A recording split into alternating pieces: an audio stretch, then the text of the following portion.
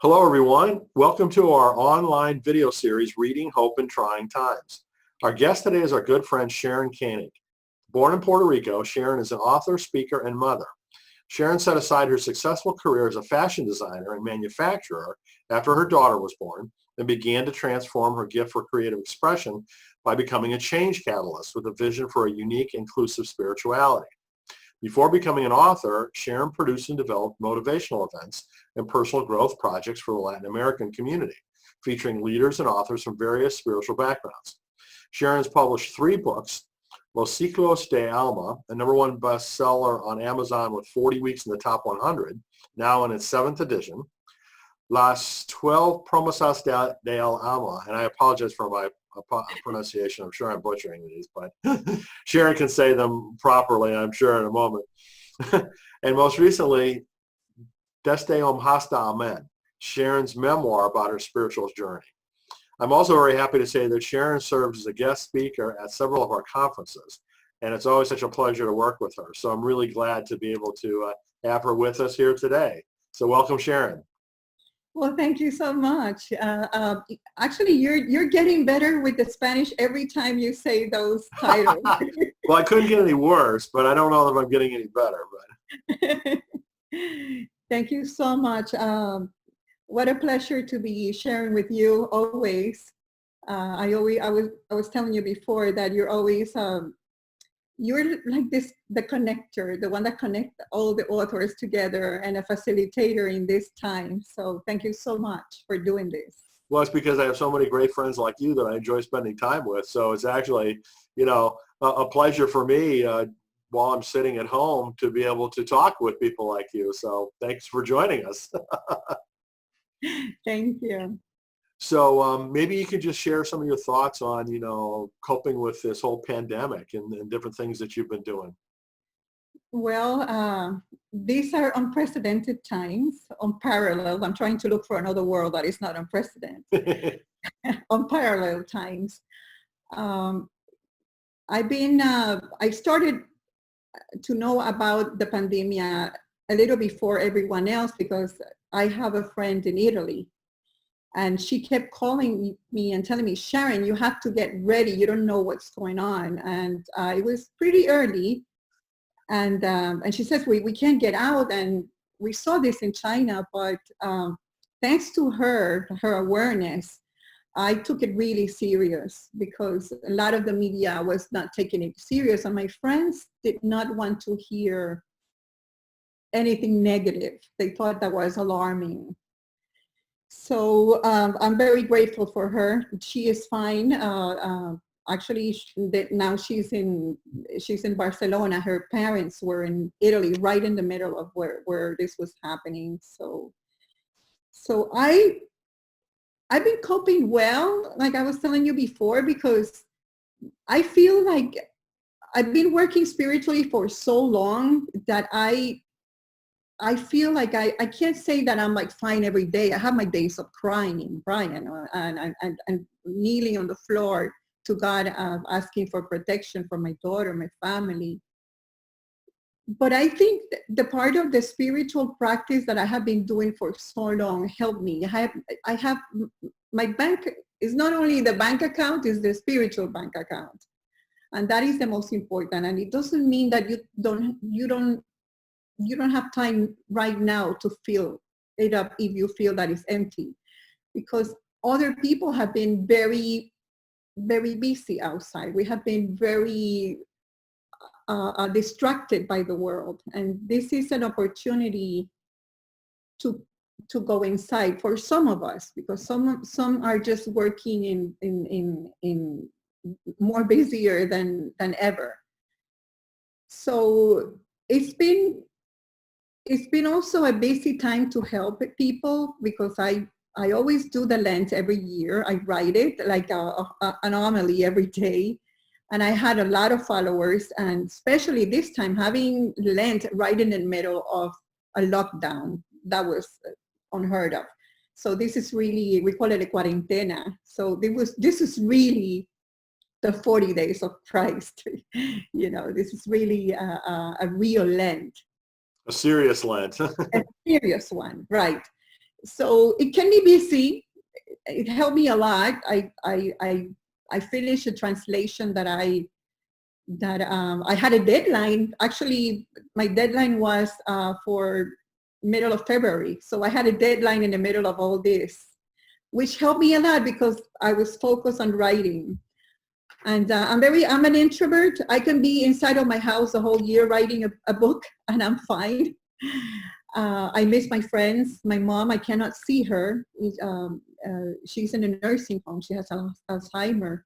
And it breaks my heart when we have to talk over the Skype and she says, when are you coming? You know, I'm like, soon. And she doesn't understand what the Skype is and she doesn't understand why I'm in this image, but I'm not there. It's heartbreaking. Wow. It's heartbreaking. So I know, some of the folks that I've talked with have had trouble writing during this period of time, but that sounds like that's not been the case for you, that you've actually, enjoyed having, some regimen and some requirements, and some writing time. So that's really good. I think the difference is that, my concentration is terrible right now. I have to tell you, I can't concentrate on a fiction book, for example. There are things that I can't do. I can't add 2 plus 2. I can't. I can't. But when I come out of myself for another, like my focus is how can I help you? And that love helps me. I think, that's what really got me going. It wasn't concentration because I am like the worst ADD in the world. I mean, I'm distracted and not good. But love and that little note that people tell me I want to hear, tell me more about God. It was not about me. So you don't focus. You kind of become an instrument. It's not you creating. That's excellent. That's really good to hear, that's been, helpful for you. And I'm not surprised that that's kind of your approach to your writing too. So, yes.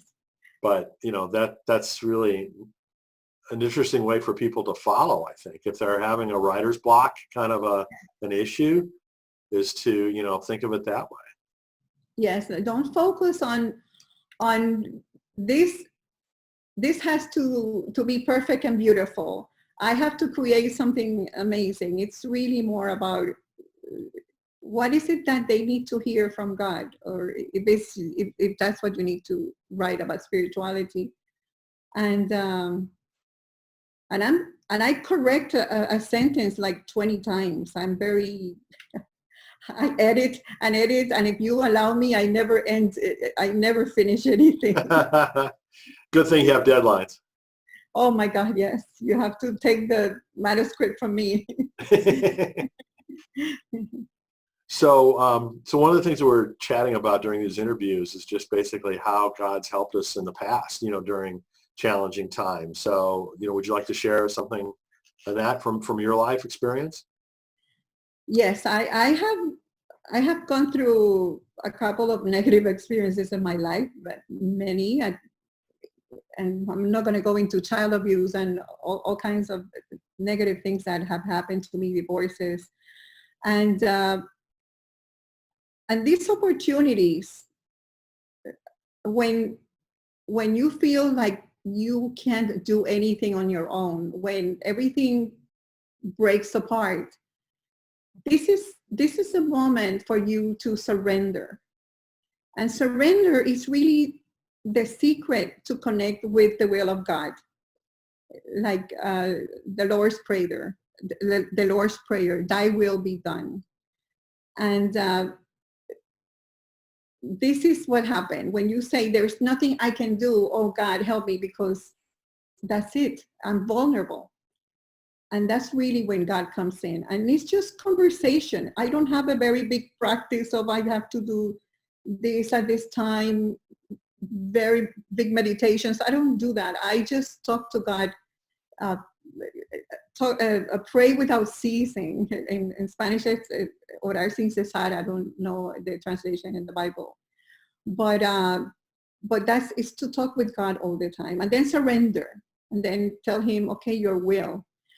Because if you're attached to what you want to do, you suffer and you get anxiety. I have friends that say, but I want to go to work right now. I can't be here. I'm like, there's nothing you can do. If there's a hurricane outside, we're in Puerto Rico, we get hurricanes. When we have a hurricane, we have to sit down and wait for the hurricane to come out. You're not going to come out outside because you need to go to work. Life is really the most important. And it's kind of like a long hurricane we're going through right now. This is going to be a long hurricane, yes. and a hurricane where you cannot be safe in one place. I mean, there's no safety around you. There is a very big risk that is completely invisible. So it has happened before.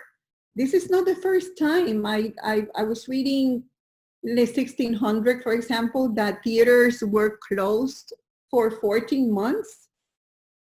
In the 1600, they already knew that they had to close the theaters. Sure. And Shakespeare wrote a couple of things right there. And in 1918, when you look at how long it lasted, 18 months, maybe this is not the same kind of virus. We don't even know how it behaves because it's completely new for us. But we need to be observant. Just observe. I say to friends, oh, but they say this is going to happen, or this one says it's okay. And I said, if a politician tells you one thing and another politician, for example, if one politician tells you it's raining and the other politician say it's sunny, open the window and look for yourself and make your own decisions. This is where we are right now. There you go. Well, I think you're really such a light, for your community and your followers. You're, I think, so enlightened. And, I think your leadership, that you exhibit to all of the folks that follow you, I think is really important and really admirable. Sometimes it's not easy because in my community, the Latin community is very, very prone and susceptible for all kinds of conspiracy theory. I understand this is the same for everyone, not only our community, but especially the Latin. In a lot of countries, they already went through so much dictatorships and hardships, so they don't trust anyone, and they are very easy to believe any conspiracy theory that is very outrageous. And I'm like, no, that's not true. I don't know. This is constantly giving information and saying, I don't know who left the virus out of the cat out of the it could be, I'm sure China left it out of a laboratory. I don't know who, but that's really not important. Right now, what is important is that you need to stay protected. And we will never know. Like 1918, it was in Kansas. Imagine. That's where they say it started, in Kansas. So nobody's blaming us. It was an accident, or who knows what happened. But that's not important because that gives you more anxiety and fear. And I don't think those conversations and that narrative helps at all. No, I agree. So what kind of books or resources or anything, do you have to suggest for people to, help get through the rest of this time? I've been reading very random, like things that I don't have to think about, like poetry. Even I've been reading the Tao in English, the Tao, that is just Rumi, the Bible. Things that I don't have to use my reason to understand. Just really inspiration and poetry. I'm not reading a lot of information. Like right now, I'm not into learning mood. I can't concentrate for learning. I was just reading an article by, kind of educational scientist who was saying that this, the whole switch to online learning for colleges and things like that is not easy. People are not into the mode of learning, as you said, and reading, something deep and difficult right now. Yes, just very soft poetry, whoever, like, I love to read Rumi, just poetry. There's a lot of folks that I've heard that, really are enjoying poetry more than what is typically the case. Right? Yes. Yeah, you see. So a lot of people are cooking. This is all creative because they're using the senses, because you know what it is when you cook, you have to concentrate not concentrate, but be in the present moment with the flavors and the colors. And this is a meditation of being here and now, right? Interesting. I think that that's an interesting observation. I I see think that. there is more cooking going on by necessity, but also by therapy. Yes, but a lot of people are not doing their normal hot dogs and hamburgers. People are really getting into it and making like Martha Stewart kind of banquets. I'm telling you. Even my daughter, she sent me a picture last night of this banana bread. And my life, I'm not a good cooking person. Don't ask me. I do a lot of things, but cooking is on my talent. And she was doing a whole organic banana bread. I'm like, how could you do that? So it's a creative moment also. Yes. The family, to be present. A lot of people have been running around a lot, trying to be. I think that there's a danger now that I see. I don't know if you see it, but a lot of people want to continue running around and being relevant. We don't need to run anywhere right now. It's like the season is asking for us to be at peace, a pause.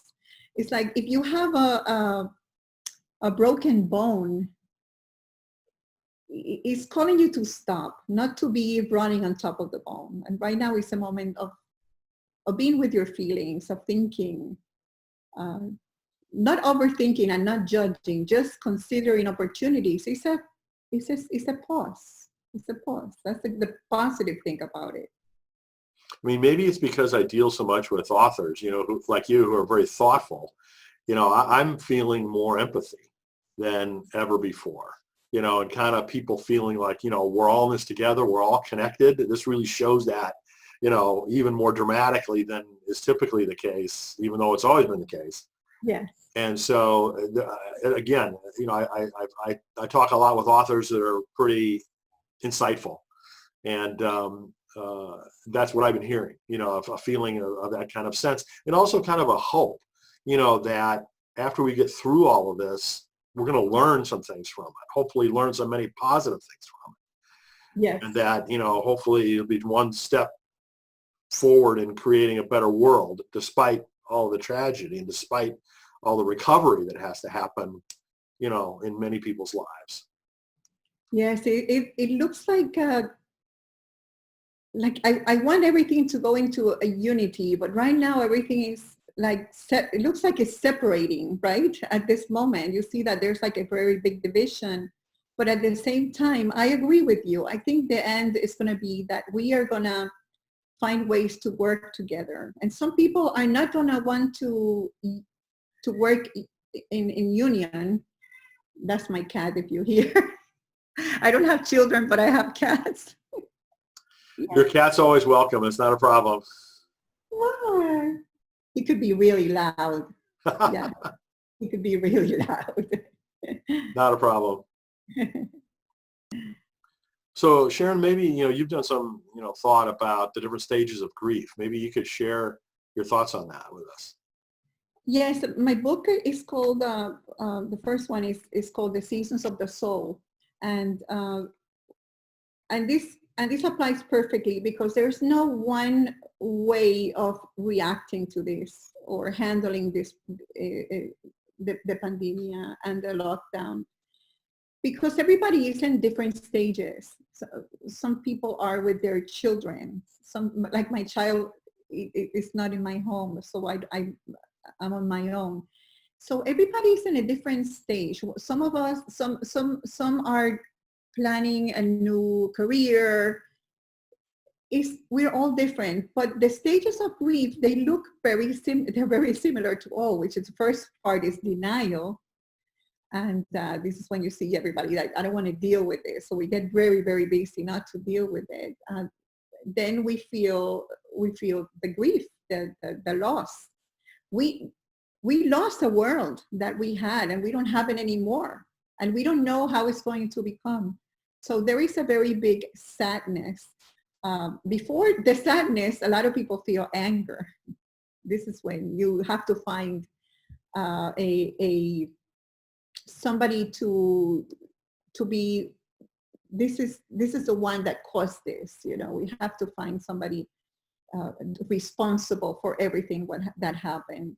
So this is really normal. The only thing I would ask, and I do myself, is really be with my feelings, experience them.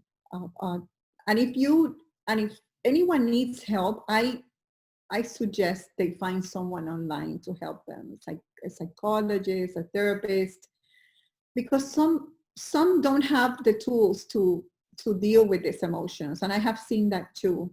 And we should not be afraid to ask for help. I have a therapist, and the first thing that happened, like she said, I'm on call right here. How you were checking on each other. And if you don't have a therapist, maybe a very good friend, a spiritual person, but feel your feelings. It's okay to cry, and immediately, instead of focusing on the problem, focus on God. I think that's really what I do. It's very simple. I have an exercise that is very simple that I was sharing with my followers. When your thoughts, you cannot stop the thoughts from coming to your mind, but you can decide which thoughts are going to stay. That you can do. But they're like clouds; they come in. So instead of fighting them, just let them. And if they're very overwhelming, say the word now, now, now. And that now is a command to the mind to be in the moment. And it's very helpful. Try it. It's very simple, but well, when simple is good. If it's effective, that's wonderful. Yes. Well, Sharon, it's sure been fun to be able to catch up with you. And it's always such a pleasure to talk with you and spend time together. So I really appreciate you joining us for this interview. Thank you so much. Thank you so much. I give a big hug to all the authors, everybody that is listening. Everything is going to be okay. This is going to pass, like every negative thing, and we are going to come out more wise, and humanity is going to be much better. I totally believe that too, and thank you for sharing that, Sharon. Thank you.